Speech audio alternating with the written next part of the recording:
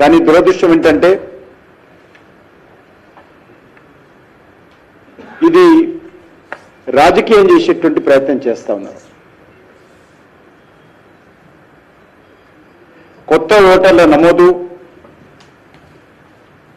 చనిపోయిన వాళ్ళు కానీ, అర్హత లేనటువంటి వాళ్ళు కానీ, ఆధారాలు లేనటువంటి వాళ్ళు కానీ ఓటర్ లిస్టులో ఉన్నటువంటి పేర్లను తొలగించడానికి సుప్రీంకోర్టు కూడా చాలా స్పష్టంగా ఆదేశం ఇవ్వడం జరిగింది. సుప్రీంకోర్టు కమిటీ కాన్స్టిట్యూట్ చేసింది. వాళ్ళు టోటల్ వెస్ట్ బెంగాల్లో సుప్రీంకోర్టు మానిటరింగ్ చేసింది ఎస్ఐఆర్. ఇంత పరిస్థితి రావడం ఏదైతున్నదో మన దేశంలో కొన్ని రాజకీయ పార్టీలు వాస్తవాలకు విరుద్ధంగా నేల విడిచి సాము చేస్తూ ప్రతి అంశాన్ని కూడా రాజకీయం చేసేటువంటి ప్రయత్నం చేస్తా ఉన్నారు. నిజమైనటువంటి భారత పౌరుడి ఓటుకు విలువ పెంచేటువంటి అద్భుతమైనటువంటి ప్రక్రియ ఇది. అందుకే నేను ఈరోజు తెలుగు ప్రజలకు, తెలంగాణ ప్రజలకు ప్రతి ఒక్కరు కూడా తమ ఓటు హక్కు భద్రపరచుకోవాలి. అందరూ కూడా ఎస్ఐఆర్ ప్రక్రియలో స్వచ్ఛందంగా పాల్గొనాలని మనవి చేస్తా ఉన్నాను. ఎప్పటికప్పుడు ఏ రకమైనటువంటి ఓటర్ లిస్ట్ కానీ, అది స్థానిక సంస్థలకు సంబంధించినటువంటి ఓటర్ లిస్టు కానీ, చట్ట సభలకు సంబంధించినటువంటి ఓటర్ లిస్టు కానీ ఖచ్చితంగా ఉండడం, బోకసొట్లు ఉండకుండా చూడడము, అర్హులైనటువంటి ఒక్క వ్యక్తి కూడా ఓటు లేకుండా బయట ఉండడం అది మంచిది కాదు. ప్రజాస్వామ్యం సక్రమంగా నడవడానికి ఇది చాలా ఉపయోగపడుతుంది. ఇటీవల ఎస్ఆర్ వచ్చిన తర్వాత మన లెక్కల ప్రకారం ఓటు పర్సెంటేజ్ కూడా పెరిగినట్టు మనం గమనిస్తున్నాం. ఎందుకంటే ఈ ప్రక్రియ ద్వారా ప్రతి ఒక్క ఓటరు స్వచ్ఛందంగా పాల్గొంటున్నారు, ఫామ్ ఫిలప్ చేస్తూ ఉన్నారు, ఓటర్ లిస్టులో పేరు ఉందా లేదా చూసుకుంటున్నాడు. కాబట్టి పోలింగ్ రోజు కూడా నేను ఇంత చేసుకున్నాను, తప్పకుండా నేను పోలింగ్ బూత్కి వెళ్ళాలి, ఓటు వేయాలనేటువంటి ఒక సానుకూలమైనటువంటి వాతావరణము వచ్చింది. కాబట్టి స్వాతంత్రం వచ్చిన తర్వాత మొదటిసారి అద్భుతమైనటువంటి పోలింగ్, అది బీహార్లో కానీ, అది వెస్ట్ బెంగాల్లో కానీ, తమిళనాడులో కానీ, కేరళలో కానీ మనం స్పష్టంగా చూసాం. ఆ యొక్క పోలింగ్ పర్సెంటేజ్ పెరగడానికి ప్రధానమైనటువంటి కారణము ఎస్ఐఆర్ అనే సందర్భంగా మనం చూస్తున్నాను. అనేక రకాల అవకతవకలు తొలగించడం జరిగింది, డూప్లికేట్స్ ఓట్లు తొలగించడం జరిగింది, చనిపోయినటువంటి వాళ్ళ పేర్లు తొలగించడం జరిగింది. కాబట్టి ఈరోజు అదే రకంగా కలిసి వచ్చింది. అదేవిధంగా ఓటర్లో కూడా చైతన్యం వచ్చింది. ఎస్ఐఆర్ ద్వారా నేను ఓటు హక్కు వినియోగించుకోవాలి, నేను ఓటు హక్కు చూసుకోవాలి, ఓటు నమోదు చేసుకోవాలి అనేటువంటి ఒక విశ్వసనీయతతో, ఒక ఆలోచనతో ఈరోజు పోలింగ్లో పాల్గొంటున్న విషయం ఇది మన ప్రజాస్వామ్య వ్యవస్థకు చాలా ఉపయోగపడుతుంది. ప్రధానమంత్రి గారు అంటారు, ప్రజాస్వామ్యానికి భారతదేశం తల్లి లాంటిది, మదర్ ఆఫ్ డెమోక్రసీ. అటువంటి మన దేశంలో ప్రజాస్వామ్యంలో ప్రధానమైనటువంటి కొలమానము ఈ వ్యవస్థలో ఓటర్ లిస్ట్ తర్వాత ఓటు హక్కు, దాన్ని వినియోగించుకోవడం. కాబట్టి ఇది ఒక ప్రధానమైనటువంటి ప్రజాస్వామ్య వ్యవస్థలో జరుగుతున్నటువంటి ప్రక్రియ ఈ యొక్క ఓటర్ లిస్ట్ అనే సందర్భంగా మనం చేస్తున్నాను.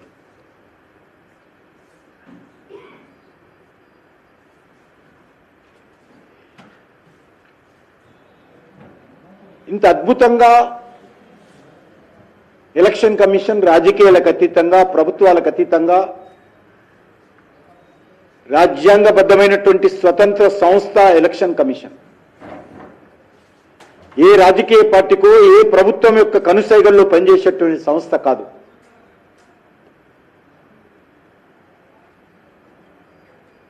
దురదృష్టం ఏంటంటే ఏదైతే కాంగ్రెస్ పార్టీ ప్రధాన ప్రతిపక్షంగా ఉన్నటువంటి కాంగ్రెస్ పార్టీ మన తెలంగాణలో కూడా మనం చూస్తా ఉన్నాం. కాంగ్రెస్ పార్టీ బీఆర్ఎస్ పార్టీ గుండెలు బాదుకుంటున్నాయి. ఎందుకు ఎస్ఐఆర్ వస్తే ఆందోళన చెందుతున్నాయో నాకైతే అర్థం కావాలి. మనం స్వచ్ఛందంగా ప్రజల దగ్గరికి వెళ్ళి ప్రజలను చైతన్యం చేయాలి. ఎలక్షన్ కమిషన్ మీద తప్పుడు ఆరోపణలు కాదు, ప్రజలను తప్పుదారి పట్టించేటువంటి ప్రయత్నం చేయకూడదు. అందరూ మోటివేట్ చేయాలి. ఇది ప్రతి ఒక్క భారతీయ పౌరుడి యొక్క హక్కు, ఓటు హక్కు నమోదు చేసుకోవడము, ఓటు హక్కు వినియోగించుకోవడం. సరిగ్గా ఎలక్షన్ కమిషన్ ఇదే చేస్తూ ఉంది.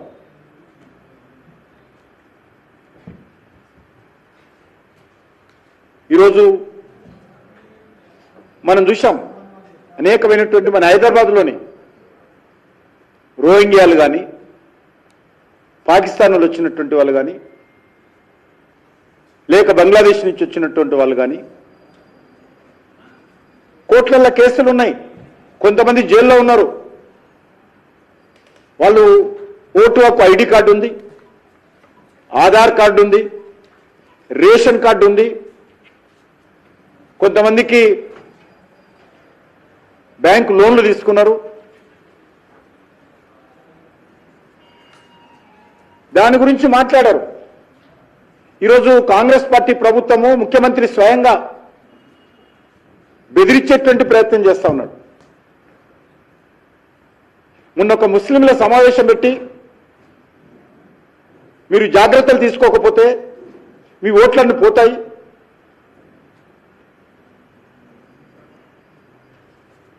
కాంగ్రెస్ అంటే ముస్లిం, ముస్లిం అంటే కాంగ్రెస్ అనే విధంగా ఇటీవల పబ్లిక్ గార్డెన్ దగ్గర మీటింగ్ పెట్టి ముస్లింలను రెచ్చగొట్టేటువంటి ప్రయత్నం, ముఖ్యమంత్రి స్వయంగా శాంతి భద్రతలకు భంగం కలిగించేటువంటి ప్రయత్నం,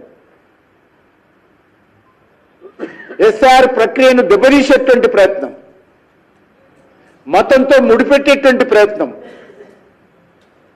ముఖ్యమంత్రి స్వయంగా చేస్తా ఉన్నాడు.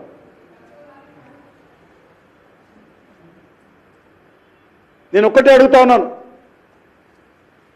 హైదరాబాద్లో అనేకమైనటువంటి బస్తీలలో రోహింగ్యాలు ఉన్నటువంటి విషయం వాస్తవం కాదా? అంతేకాదు హైదరాబాద్లో చాలా మందికి 2 ఓట్లు ఉన్నాయి. ఇదంతా కూడా ఒక సాధారణ ప్రక్రియ, చట్టబద్ధమైనటువంటి ప్రక్రియ, ఒక రాజ్యాంగబద్ధమైనటువంటి ప్రక్రియ. వీటన్నిటిని కూడా సక్రమం చేయాల్సినటువంటి పని ఎలక్షన్ కమిషన్. ఎవరు ఎంత గుండెలు బాదుకున్నా,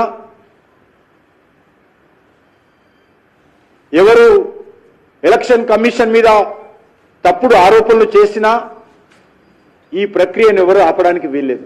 కానీ ప్రభుత్వమే, ఒక ముఖ్యమంత్రి మాట్లాడుతున్నాడు. ఏమన్నా నరేంద్ర మోడీ గారు లేకపోతే ఎలక్షన్ బీజేపీని అంటాడు, అంట భారతీయ జనతా పార్టీ కేంద్ర ప్రభుత్వము ఓట్లు తీయడం కోసం ప్రయత్నం చేస్తుందని మాట్లాడుతున్నాడు. నరేంద్ర మోడీ గారు మారుమూల ప్రాంతాల్లో జరిగేటువంటి బిఎల్ఓను మాట్లాడి పంపిస్తున్నాడా? ఎవరు చేస్తున్నారు? అది రాష్ట్ర ప్రభుత్వ యంత్రాంగమే కదా. ఈరోజు ఎస్ఐఆర్ ప్రక్రియ టోటల్గా తెలంగాణ ప్రభుత్వ సిబ్బందితో జరుగుతున్నటువంటి ప్రక్రియ. ఈ కాంగ్రెస్ పార్టీ కానీ, తెలంగాణ ముఖ్యమంత్రి కానీ, బీఆర్ఎస్ పార్టీ కానీ తెలంగాణ ప్రభుత్వ సిబ్బంది మీద, ప్రభుత్వ ఉద్యోగస్తుల మీద విశ్వాసం లేరా అని అడుగుతా ఉన్నాను. మీకు తెలంగాణ ప్రభుత్వ ఉద్యోగస్తుల మీద విశ్వాసం లేదు కాబట్టి ఈ రకమైనటువంటి తప్పుడు ప్రచారం, అబద్ధపు ప్రచారం, విష ప్రచారం రెచ్చగొట్టే విధంగా వ్యవహరించడం చేస్తా ఉన్నారని సందర్భంగా మనం చేస్తున్నాను. చాలామంది కాంగ్రెస్ పార్టీ నాయకులు బిఎల్ఓలను పిలిచి బెదిరిస్తా ఉన్నారు. ఓల్డ్ సిటీలోనైతే ఏ ఒక్క బిఎల్ఓ కూడా మా మజ్లిస్ పార్టీని కాదని తిరగొద్దు, ఇళ్లలో తిరగొద్దు, మీరు మా దగ్గరికి రండి, మేమే ఫామ్స్ ఇస్తాము, మేమే ఫిలప్ చేసి ఇస్తాము, మీరు ఎవరు ఓటు తొలగించడానికి వీలేదు, ఇంటింటికి వెళ్ళి సర్వే చేయడానికి వీలేదు.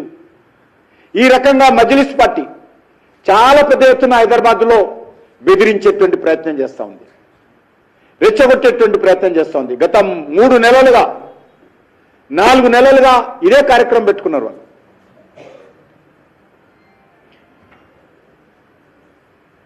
దీనికి కాంగ్రెస్ పార్టీ బీఆర్ఎస్ పార్టీ పూర్తిగా సహకరిస్తా ఉన్నారు. మజ్లిస్ పార్టీ కనుసైగల్లో ఎస్ఆర్ ప్రక్రియ జరగాలనుకుంటే కుదరని మనం చేస్తా ఉన్నాం. మజ్లిస్ పార్టీ కనుసైగలతో రాష్ట్ర ప్రభుత్వము ఉద్యోగస్తులను బెదిరిస్తే భారతీయ జనతా పార్టీ ఉద్యోగులకు అండగా నిలబడుతుందని మనం చేస్తా ఉన్నాం. ఉద్యోగస్తులను బెదిరిస్తే ఏ ఒక్క ఉద్యోగి కూడా భయపడకూడదని కూడా విజ్ఞప్తి చేస్తా ఉన్నాను. అది ఎమ్మెల్యేలు కావచ్చు, మంత్రులు కావచ్చు, ముఖ్యమంత్రి గారు కావచ్చు, ఎవరు బెదిరించినా కూడా మీ విద్యుత్ ధర్మాన్ని మీరు నిర్వర్తించండి, మిమ్మల్ని ఎవ్వరూ ఏమీ చేయలేరు, మీకు అండగా తెలంగాణ ప్రజలు ఉంటారు, భారతీయ జనతా పార్టీ ఉంటారనే విషయాన్ని ఈ సందర్భంగా మనం చేస్తున్నాం. దీన్ని బట్టి చూస్తే అర్థమవుతుంది. ప్రతిసారి కూడా ఎంఐఎం పార్టీ యొక్క మద్దతు కోసం కాంగ్రెస్ పార్టీ బీఆర్ఎస్ పార్టీ ఎంతకు దిగజారుతున్నారో మనం చూస్తా ఉన్నాం. బీఆర్ఎస్ పార్టీ అధికారం ఉన్న రోజులు అదేవిధంగా వివరించారు. కాంగ్రెస్ పార్టీ అధికారంలో రాగానే కాంగ్రెస్ అంటే ముస్లిం, ముస్లిం అంటే కాంగ్రెస్, నా పేరు రేవంత్ ఉద్దీన్, ఈ రకంగా దిగజారి మాట్లాడి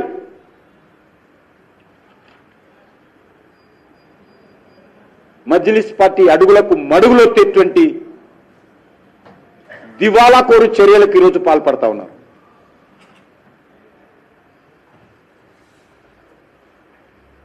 ఇది ఒక సాధారణ ప్రక్రియ, ఇది రాజకీయ కోణంతో చూడొద్దు, మతపరమైన కోణంతో చూడకూడదు. ఇటీవల కొత్తగానే చూశాను, ఇది పౌరసత్వంతో ముడిపెట్టారు. సిటిజన్షిప్ కు ఈ యొక్క ఓటర్ లిస్టుకి ఏ రకమైనటువంటి సంబంధం లేదు. అంతేకాదు, ఓటర్ల దగ్గరికి వెళ్ళి మీ ఓటు హైదరాబాద్లో ఉంటే గ్రామాలలో మీకు పెన్షన్ రాదు, మీ ఓటు హైదరాబాద్లో ఉంటే గ్రామాలలో మీ రేషన్ కార్డు ఉండదు, మీ ఓటు హైదరాబాద్లో ఉంటే గ్రామాలలో మీ పేరు మీద ఉన్నటువంటి భూమి పోతుంది, మీ పేరు హైదరాబాద్లో ఉంటే మీ సంక్షేమ కార్యక్రమాలను తీసేస్తాము. ఎవరు జాగీరు కాదు, ఇది ఎవరికి ఏ రకమైనటువంటి హక్కు లేదు. ఓటు హైదరాబాద్లో ఉన్నా ఊళ్ళో ఉన్నా సంక్షేమ పథకాలకు ఓటర్ లిస్టుల పేరుకు సంబంధం లేదు.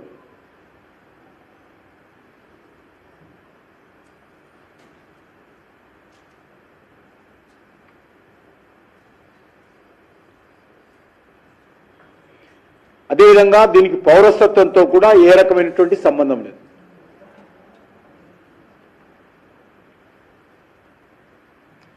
ఇదో వెస్ట్ బెంగాల్లో అన్యాయం చేశారు,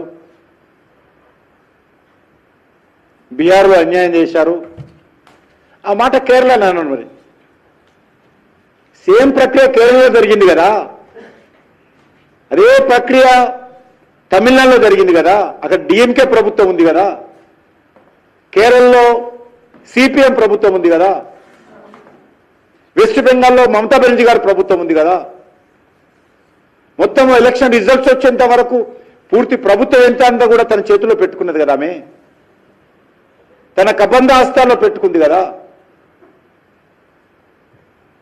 ఆఫీసర్స్ను చట్టబద్ధంగా ప్రక్రియ నిర్వహించకుండా అడ్డుకున్నది కదా. మరి అక్కడ ఏం జరిగింది, ఇక్కడ ఏం జరగలేదు.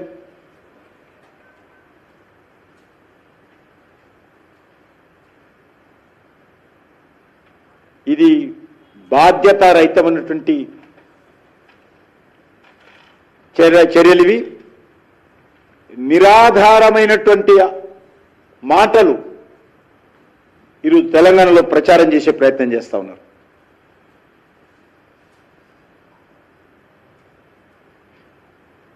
ఎన్నికల సంఘంపై ప్రజల్లో అనవసర అనుమానాలు ప్రచారం చేసి ప్రజలలో ఆందోళన రేకెత్తించే విధంగా వ్యవహరిస్తూ రాజకీయ ప్రయోజనం పొందాలని చూస్తున్నారు. అదేవిధంగా నేను తెలంగాణలో ఉన్నటువంటి 18 సంవత్సరాలు దాటినటువంటి ప్రతి యువతకు నేను విజ్ఞప్తి చేస్తా ఉన్నాను. మీరందరూ కూడా మీకు ఉన్నటువంటి టెక్నాలజీ ద్వారా కానీ లేక ఆఫ్లైన్ కానీ మీరందరూ కూడా మీ ఓటు హక్కు నమోదు చేసుకోవాల్సిందిగా నేను కోరుతా ఉన్నాను. మీకు ఏ రకమైనటువంటి ఇబ్బంది ఉన్నా ఎలక్షన్ కమిషన్ వెబ్సైట్కి వెళ్ళి మీరందరూ కూడా మీ ఓటు హక్కు వినియోగించుకోవాలి.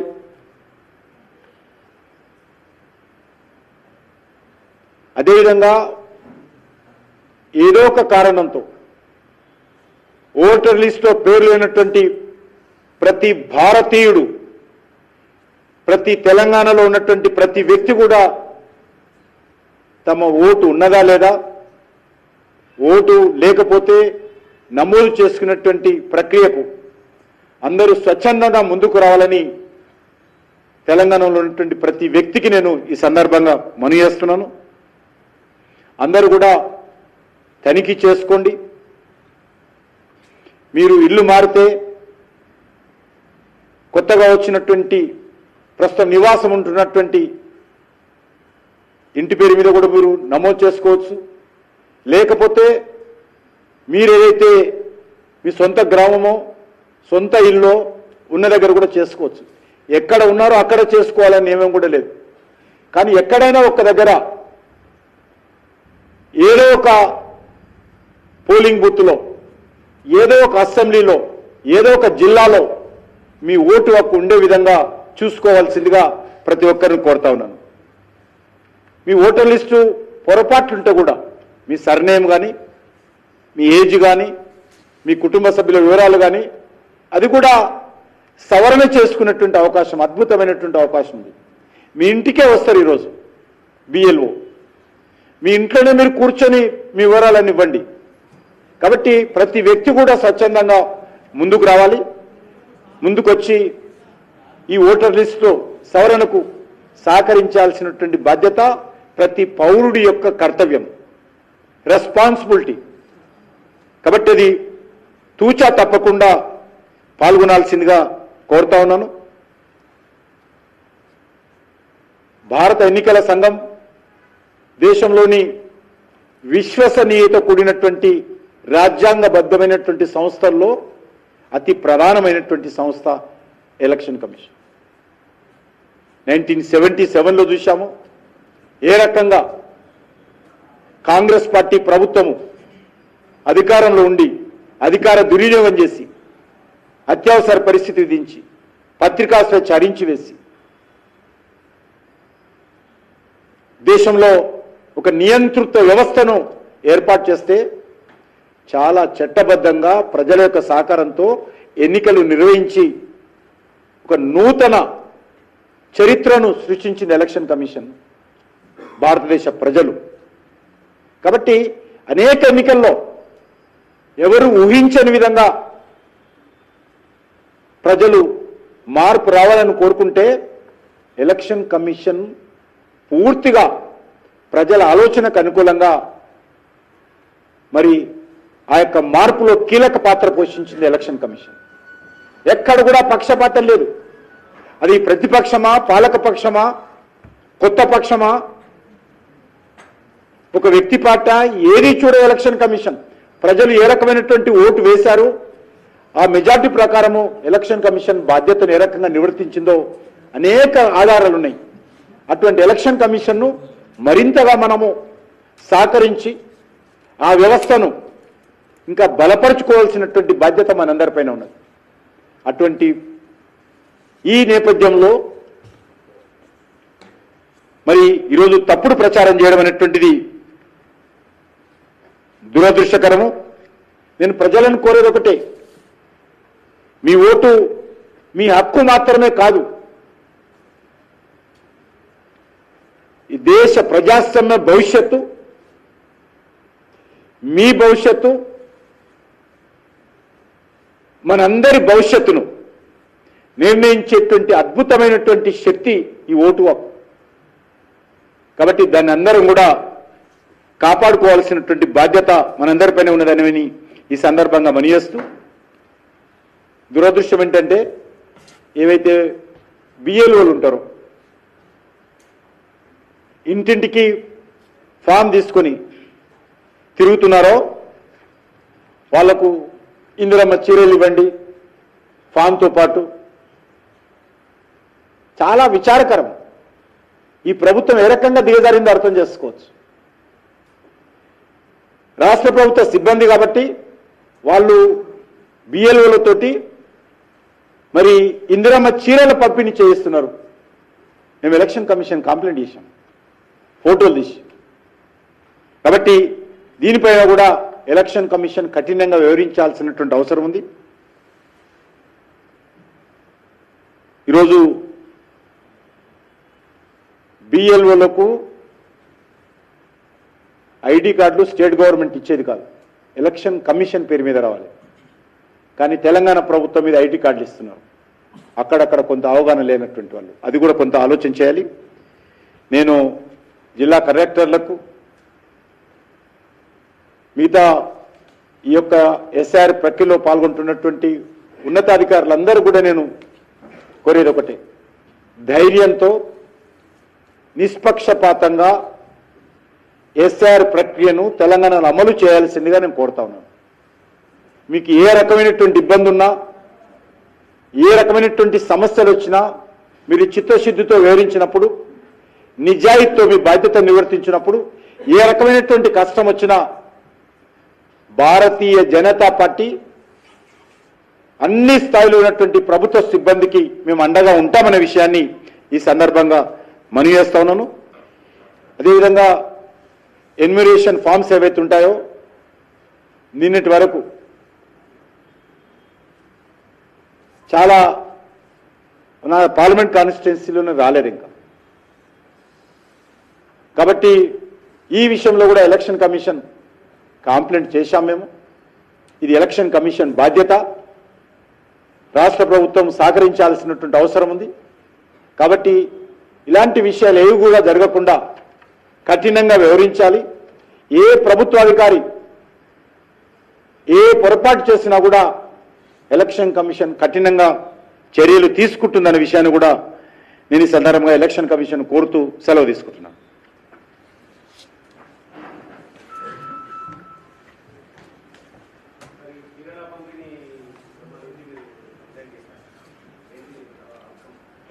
ఈరోజు ఇప్పుడే చేసారు, జరుగుతోంది అక్కడ హైదరాబాద్ సిటీ కంటోన్మెంట్లో జరిగింది.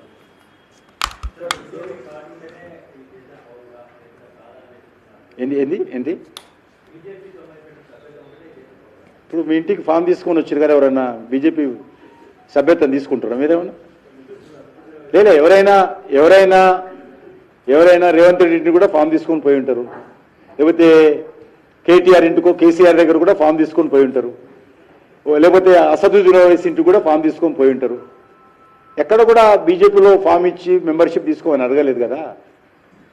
నేను ఇంత చాలా క్లియర్గా చెప్తున్నాను, కేంద్ర మంత్రిగా చెప్తున్నాను, తెలంగాణ బీజేపీ కార్యకర్తగా చెప్తా ఉన్నాను. ఇది రాజకీయ సంబంధం లేనటువంటి అంశం, ప్రజాస్వామ్యబద్ధమైనటువంటి ప్రక్రియ, రాజ్యాంగబద్ధమైనటువంటి ప్రక్రియ. ఇది కొత్తగా జరుగుతుంది కానీ ఈ రకమైనటువంటి ప్రక్రియ ఇప్పటికీ చాలాసార్లు జరిగింది. 8వ సారి 8th టైం. ఆయనకు అన్నీ అర్థమైతే, ఎందుకంటే ఆయన బారిస్టర్లో చదివచ్చిండు కదా, లండన్లో చదువుకొని వచ్చిన ఆయన బారిస్టర్లో చదివాడు కాబట్టి ఇదే మాట్లాడుతుంటాడు. ఆయన బారిస్టర్లో రాజ్యాంగం గురించి చదువుకోలేదు, రాజ్యాంగం గురించి అబద్ధాలు ఏ రకంగా మాట్లాడో చదువుకొని వచ్చిన, అది నేర్చుకొని వచ్చిన ఆయన.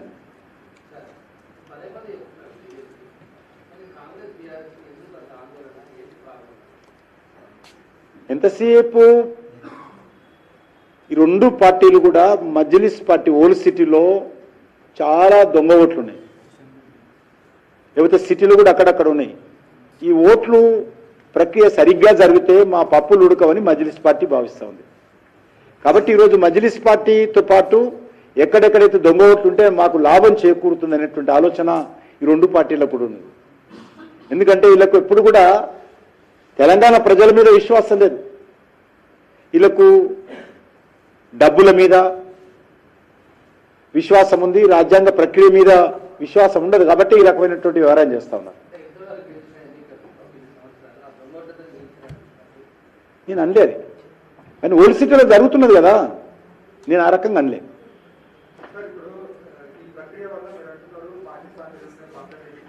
అందరూ ఎవరైనా సరే అదొక పార్ట్.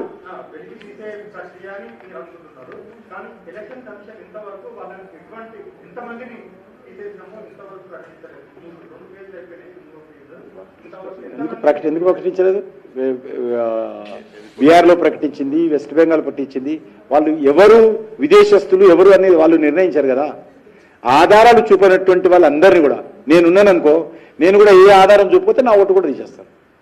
కాబట్టి నేను నా బాధ్యత భారతీయుడుగా నా బాధ్యత వాళ్ళు ఇచ్చినటువంటి ఫామ్ ఫిలప్ చేసేయాలి. ఫామ్ ఫిలప్ చేసేయకపోతే నష్టం జరుగుతుంది. అందుకనే అందరూ కోరుతా ఉన్నాను, అందరూ కూడా ఈ యొక్క ప్రక్రియలో పాల్గొనాలి, స్వచ్ఛందంగా ముందుకు రావాలని కోరుతున్నాను. ఫామ్ ఫిలప్ చేసేయకపోతే ఎవరు వేరు, ఎవరైతే విశ్వాసం లేదో, ఎవరైతే ఆధారాలు లేవో, ఎవరైతే ఇతర దేశాల నుంచి వచ్చినటువంటి వాళ్ళు ఉంటారో వాళ్ళు ఈ ఫామ్స్ ఫిలప్ చేసి ఇవ్వడానికి భయపడతారు. ఒకసారి ఫామ్ ఇచ్చిన తర్వాత లేదు, ఇప్పుడు అదేం లేదు, ఒకసారి ఫామ్ ఇచ్చిన తర్వాత కూడా మళ్ళీ ఎలక్షన్ కమిషన్ ఇంటికి వచ్చి మొత్తం వాళ్ళు వివరాలు సేకరిస్తారు, ఇచ్చినటువంటి ఫామ్ కరెక్టా కాదా. ఇప్పుడు మనం ఆన్లైన్ కూడా చేసుకోవచ్చు, ఆన్లైన్ ఇచ్చిన తర్వాత కూడా వాళ్ళు వచ్చి చూస్తారు కిందకు వచ్చి.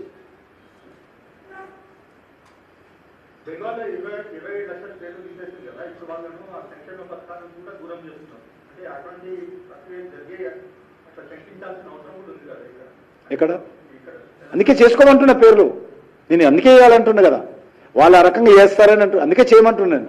ఇంకొక విషయం మీ అందరికీ ఈ సందర్భంగా మనిస్తున్నాను. హైదరాబాద్ ఒక ప్రత్యేకమైనటువంటి పరిస్థితుల్లో ఇక్కడ రాజకీయ వాతావరణం ఉంది. కాబట్టి ఇతర జిల్లాల నుంచి వచ్చినటువంటి వాళ్ళు, ఇతర రాష్ట్రాల నుంచి వచ్చినటువంటి వాళ్ళు మీ ఓటు హక్కు ఆప్ట్ చేసుకోవాలనేటువంటి విషయంలో వచ్చినప్పుడు తప్పకుండా మీరు హైదరాబాద్లో ఆప్ట్ చేసుకోవాల్సిందిగా నేను కోరుతా ఉన్నాను. నా పార్లమెంట్ కాన్స్టిట్యున్సీలో చాలా జిల్లాల నుంచి వచ్చినటువంటి వాళ్ళు ఉన్నారు, ఓటర్లుగా నమోదు చేసుకొని వాళ్ళు ఇక్కడనే ఉంటున్నారు. పేదవాళ్ళు ఉన్నారు, రైతులు ఉన్నారు, రైతు కూలీలు ఉన్నారు, ఇతర చేతి వృత్తుల వాళ్ళు ఉన్నారు. కానీ ఇటీవల కాంగ్రెస్ పార్టీ ప్రభుత్వము మీరు గ్రామాలలో మీ ఓటు లేకపోతే మీకు సంక్షేమ పథకాలు పోతాయి, మీ భూమి పోతుంది, మీ పెన్షన్లు పోతాయని బెదిరిస్తున్నారు. కాబట్టి ఏ రకమైనటువంటి బెదిరింపులకు లొంగాల్సిన అవసరం లేదు. హైదరాబాద్లో ఉన్నటువంటి ప్రత్యేక పరిస్థితుల్లో ఇక్కడ ఇతర రాష్ట్రాల వాళ్ళు ఎవరైతే ఇతర జిల్లాల వాళ్ళు ఇక్కడ నివాసం ఉంటున్నారో దయచేసి అందరూ కూడా తమ ఓటు హక్కు హైదరాబాద్లో ఆప్ట్ చేసుకోండి. భవిష్యత్తులో మీకు ఏదైనా అవసరం ఉంటే, మీరు గ్రామాలలో మీ ఓటు హక్కు వినియోగించుకోవాలనుకుంటే, మీ జిల్లాలో మీ రాష్ట్రంలో వినియోగించుకోవాలనుకుంటే అప్పుడు చేంజ్ చేసుకోవచ్చు. ఇప్పుడు ఉన్నటువంటి ప్రత్యేక పరిస్థితుల్లో హైదరాబాద్లోనే మీ ఓటు ఇక్కడనే పెట్టుకోవాలి. ఎందుకంటే మీ ఆస్తులు ఉన్నాయి, మీ వ్యాపారాలు ఇక్కడ ఉన్నాయి, మీ పిల్లల చదువులు ఉన్నాయి, ఇక్కడ మీరు ఇక్కడనే నివాసం ఉంటున్నారు, మీరు ఉద్యోగాలు చేస్తూ ఉన్నారు. కాబట్టి మీ ఓటు హక్కు ఇక్కడనే హైదరాబాద్లో పెట్టుకోండి, హైదరాబాద్ను రక్షించండి అని చెప్పి కోరుతా ఉన్నాను. హైదరాబాద్ అంటే మొత్తం ఈ 3 కార్పొరేషన్లు